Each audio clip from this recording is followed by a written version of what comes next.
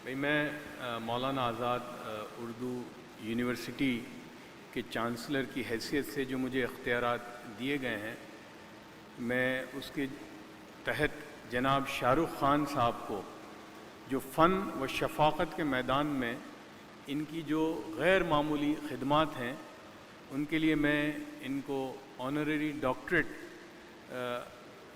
देने का तस्लीम करता हूं कि ये डिग्री शाहरुख खान साहब को दी जाए।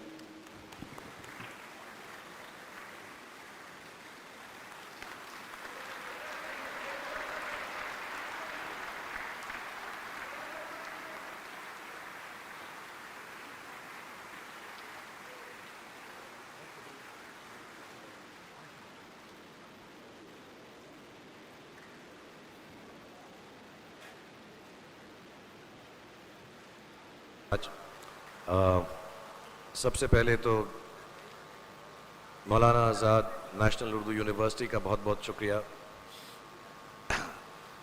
ज़फ़र साहब आपका बहुत शुक्रिया, परवेज़ साहब आपका बहुत शुक्रिया, जितने फैकल्टी मेंबर्स यहाँ पर हैं, जितने स्टूडेंट्स यहाँ पर हैं, जितना स्टाफ पूरी यूनिवर्सिटी का है।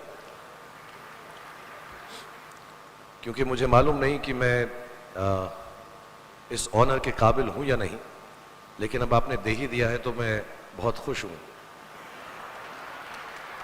और मुझसे ज़्यादा खुशी एक्चुअली अगर मेरे फादर और मदर होते उनको होती, क्योंकि मेरे जो फादर थे वो तालीम में बहुत मानते थे, खुद बहुत पढ़े लिखे थे, एम ए LLB थे। मौलाना आज़ाद साहब को बहुत मानते थे, फ्रीडम फाइटर थे खुद।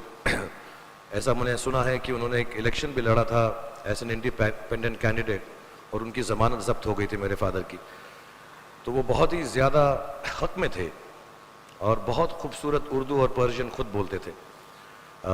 जो कुछ मुझे थोड़ा बहुत इल्म है बातचीत करने का वो उन्हीं की वजह से है। तो उन्हें बहुत खुशी होती कि आज मैं इस यूनिवर्सिटी में हूँ और आप सब लोगों की वजह से, सारे फैकल्टी की वजह से मुझे ये ऑनर मिला है। और मेरी मम्मी को और भी ज़्यादा खुशी होती क्योंकि मैं उनके बर्थ प्लेस हैदराबाद में मुझे अवार्ड मिल रहा है। सो I take this as a very big responsibility in the field of education and in the field of Urdu and languages, that through my work, whatever little I can do, I promise, I will make sure that I take it to the best of my capabilities. So thank you very much for honoring me, and thank you for having me here, and thank you everybody for being so kind and so generous. Thank you so much. आप लोगों से ऐसा कुछ नहीं कह सकता जो आप पहले से नहीं जानते। सॉरी, मुझे बहुत गर्मी लग रही थी इसलिए मुझे वो उतारना पड़ा, वरना मैं पहने रखता। लेकिन सिर्फ 2-4 बातें बोल दूंगा मैं आपको, क्योंकि मैं यहाँ पर आया हूँ और मुझे बहुत फ़ख्र होता है जब तालीम कोई हासिल करता है। मैं भी सराफ साहब को भी यही बता रहा था, मुझे खुद जो है बहुत प्राइड होती है जब लोग पढ़ाई लिखाई करते हैं। मुझे लगता है तालीम से ज़्यादा अहम कोई भी चीज़ दुनिया में नहीं है। और जैसा मैंने आपसे कहा, इस वक्त ये जो आपका मुकाम है, ये जो उम्र है आपकी, इस उम्र में आप में सबसे ज़्यादा जज्बा होगा, सबसे ज़्यादा ब्रेन सेल्स होंगे और सबसे ज़्यादा बाल होंगे। कुछ सालों बाद जज्बा भी कम हो जाएगा, बाल भी कम हो जाएंगे, ब्रेन सेल्स भी कम हो जाएंगे। सो ये जो मौका आपको ज़िंदगी ने दिया है, ये जो थ्रेशोल्ड पर आप हैं, जब आप बाहर जाएंगे, काम करना शुरू करेंगे और पढ़ाई करेंगे, आप में से कुछ ग्रेजुएट हो रहे हैं, कुछ पोस्ट ग्रेजुएट हो रहे हैं, बहुत सारे अभी PhD हासिल करके गए। आप लोगों को सिर्फ इतना कहना चाहूँगा कि जैसे आपकी सोच है, जो आपके दिल में आए, ज़िंदगी भर सिर्फ वही कीजिएगा। क्योंकि जब आप मेरी उम्र के होंगे या अपने माँ बाप की उम्र के होंगे, अपने टीचर्स की उम्र के होंगे, तो कहीं ना कहीं दिल में कोई ना कोई रिग्रेट रह जाती है कि मैंने वो क्यों नहीं किया। तो हर लड़के और हर लड़की को मैं सिर्फ यही कहूँगा, प्लीज़ जो दिल में आए इस उम्र में ज़रूर कीजिएगा।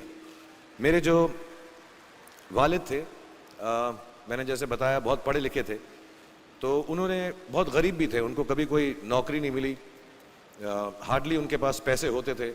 जो भी बिज़नेस उन्होंने शुरू किया, इतनी तालीम हासिल करने के बाद भी वो फेलियर ही रहा। लेकिन उन्होंने बहुत प्यार दिया, और क्योंकि उनके पास पैसे नहीं होते थे तो मेरे हर जन्मदिन पे अपनी कोई पुरानी चीज़ मुझको दे दिया करते थे। तो पहली पुरानी चीज़ जो, और बहुत बड़ा चढ़ा के उर्दू में अच्छे अच्छे अल्फाज यूज़ करके मुझे इम्प्रेस करते थे कि बहुत अच्छा प्रेजेंट दिया है मुझको। तो वो मुझे पहली चीज़ उन्होंने मुझे, ये मैं हर जगह पर बोलता हूँ, स्कूल के बच्चों के फंक्शन पे, येल यूनिवर्सिटी में, एडिनबरा में, क्योंकि आप लोग सब अपनी लाइफ के उस थ्रेशोल्ड पे हैं जहाँ से आपको कामयाबी हासिल करनी है इंशाल्लाह। सो पहली चीज़ जो उन्होंने मुझे दी थी, उन्होंने मुझे अपना शतरंज का सेट दिया था, टूटा फूटा सा। वो शतरंज हर रोज़ खेलते थे। हनुमान मंदिर के जो हेड प्रीस्ट थे, पंडित थे, उनके साथ रात को जाके मेरे वालिद जो हैं शतरंज खेलते थे। और उन्होंने मुझे कहा कि शतरंज से आप ज़िंदगी के बारे में बहुत कुछ चीज़ें सीख सकते हैं। पहली ये कि कोऑपरेशन और साथ मिलजुल कर काम कैसे करना है। दूसरी ये कि ज़िंदगी में आगे बढ़ने के लिए कभी कभी पीछे भी हटना पड़ता है। तीसरी ये कि जो छोटे लोग होते हैं, जो आप समझते हैं, कई लोग ऐसी बात मानते हैं, जो पॉन्स होते हैं, जो प्यादे होते हैं, उनकी सबसे ज़्यादा इज्जत करना ज़िंदगी के अंदर। कोई भी इंसान छोटा नहीं होता, हमेशा हमेशा ज़िंदगी में काम आता है।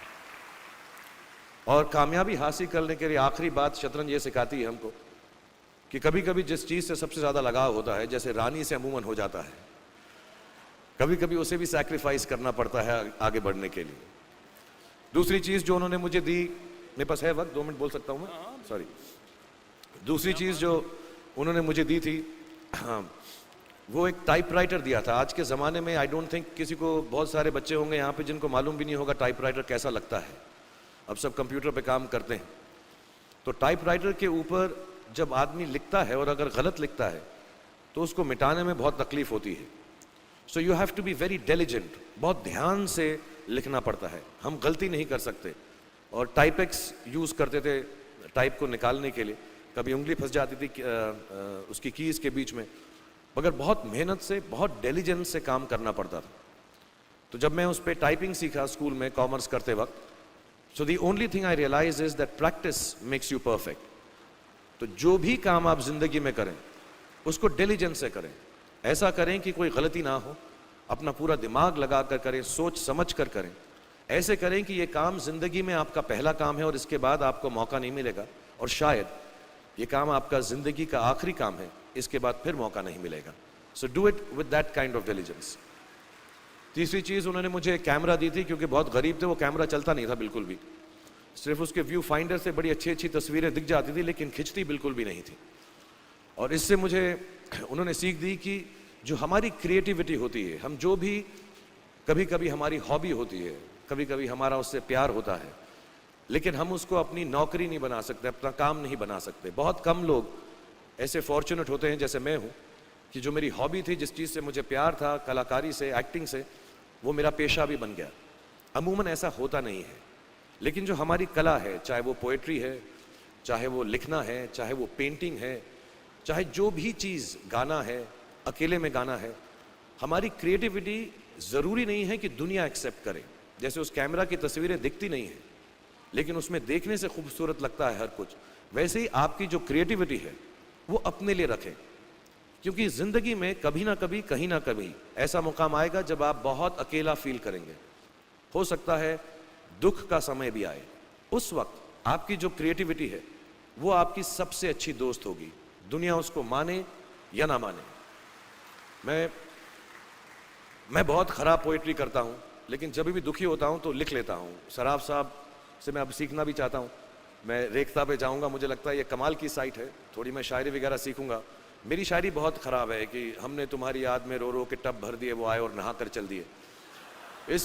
इस लेवल की पोइट्री है। लेकिन जब दुख होता है, ये भी बैठकर जब लिखता हूँ तो बहुत दिल को शांति मिलती है। आखिरी चीज़ मेरे वालिद जी ने मुझे दी थी, वो दोनों मिक्स है, मैं जल्दी ख़त्म करता हूँ क्योंकि आप लोगों के पास वक्त नहीं है, आप लोगों को अपनी डिग्रीज लेनी है, सोच रहे होंगे इतना वक्त ज़ाया कर रहा है हमारा ये। तो मैं जल्दी से बताता हूँ। एक उन्होंने मुझे कहा, एक सेंस ऑफ ह्यूमर हमेशा रखना ज़िंदगी में, हंसते हमेशा रहना, एक चाइल्ड लाइक इनोसेंस ज़रूर रखना। जैसे एक छोटे बच्चे की जो एक इनोसेंस होती है, जो उसका दुनिया की तरफ जो नज़रिया होता है बड़ा इनोसेंट सा होता है, उसमें कोई खामी नहीं होती, गलती नहीं होती, अभी दुनियावी बातें नहीं आई होती, तो वैसे ही रखना। कई बार बचपन में मैंने जब बदतमीज़ी की या कोई गलत काम किया तो उन्होंने सेंस ऑफ ह्यूमर से मुझे बचाया। और ज़िंदगी भर अगर आप अपने ऊपर, अपने हाल पे, दुनिया पे क्योंकि लोग आपसे हर कोई बात कहेंगे, अच्छी बात भी कहेंगे, बुरी बात भी कहेंगे, क्योंकि लोगों का काम है कहना। अगर आप उसको एक सेंस ऑफ ह्यूमर से देख सकेंगे तो जिंदगी जो है बहुत बेहतर रहेगी। And last not the least, what my father gave me, what my mother gave me and what your parents have given you, आपके जो पेरेंट्स हैं जो आपको दिया है, वो सबसे बड़ी गिफ्ट है, गिफ्ट ऑफ लाइफ। जिंदगी की जो जिंदगी एक खुद ही सबसे बड़ा तोहफा है हमारी जिंदगी, और उसको वैसे ही ट्रीट कीजिए। जिंदगी के अंदर जो भी मुकाम आए, जैसी भी चीज़ें हों, अच्छा हो बुरा हो, कभी अंधेरा हो कभी उजाला हो, हर चीज़ को रिस्पेक्ट कीजिए और ज़िंदगी में ग्रेस रखिए हर इंसान की तरफ। हर इंसान जो भी आपसे जो भी बात करेगा वो अपनी मुसीबत के हिसाब से करेगा, अपनी हैसियत के हिसाब से करेगा। कभी गलत बात भी बोलेगा, ऊंची बात भी बोलेगा। जब आप काम करेंगे, जब आप बड़ी बड़ी कंपनीज के अंदर नौकरी हासिल करेंगे, आपका हमेशा झगड़ा रहेगा, जो मेरा जूनियर है वो ऐसी बात करता है, मेरा सीनियर जो है ऐसी बात करता है। लेकिन सब जो हैं ज़िंदगी से जूझ रहे हैं, इस ज़िंदगी में कुछ बनने की कोशिश कर रहे हैं। सो वो ग्रेस जो है, वो लीवे जो है, हर किसी को दीजिएगा जो आपके साथी हैं, जो आपके साथ साथ काम कर रहे हैं, जो आपका साथ काम नहीं भी कर रहे और जो आपका साथ नहीं भी दे रहे। ग्रेस से बड़ी चीज़ आप ज़िंदगी को वापस नहीं लौटा सकते। ये 4-5 चीज़ें याद रखिएगा। याद रखिएगा, नहीं रहे तो कोई बात नहीं। आप लोग बहुत कुछ अभी इस जगह पर इल्म हासिल कर चुके हैं और मुझे उम्मीद है और मुझे यकीन है कि आप जो भी करेंगे ज़िंदगी में बहुत कामयाब होंगे।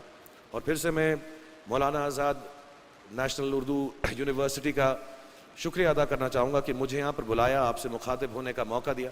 थैंक यू वेरी मच, बहुत बहुत शुक्रिया।